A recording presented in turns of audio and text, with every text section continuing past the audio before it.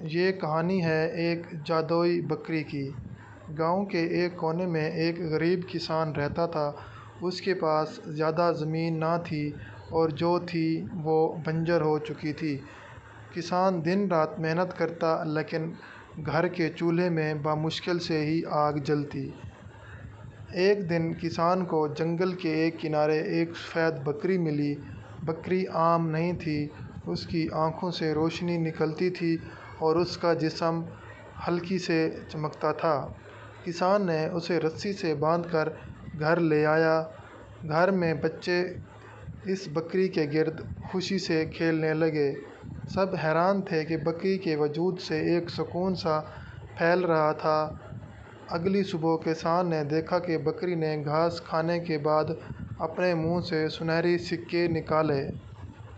کسان کی آنکھیں حیرت سے کھلی کی کھلی رہ گئیں۔ اب کسان نے بکری کو گاؤں کے بازار میں لے جانا شروع کیا۔ لوگ اس کے ارد گرد جمع ہو جاتے، حیران ہوتے اور باتیں کرتے۔ لیکن گاؤں میں ایک لالچی آدمی رہتا تھا۔ اس نے کسان اور اس کی بکری کو دیکھا اور دل میں بولا، یہ بکری تو سونے کی کان ہے، اگر یہ میرے پاس آ جائے تو میں امیر ہو جاؤں گا۔ رات کے اندھیرے میں وہ لالچی شخص بکری چرا لینے آیا۔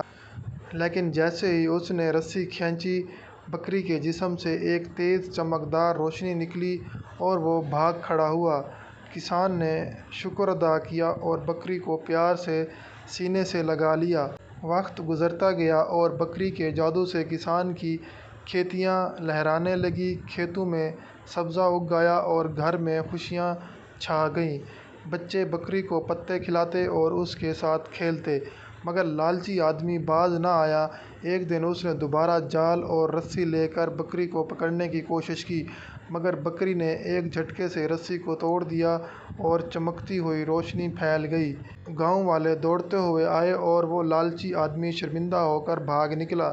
سب نے اس پر ہنسنا شروع کر دیا۔ کسان نے بکری کے جادو کی بدولت ایک نیا مکان بنایا۔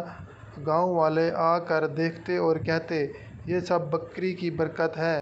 آخر کار کسان، اس کے بچے اور گاؤں والے سب بکری کے دوست بن گئے۔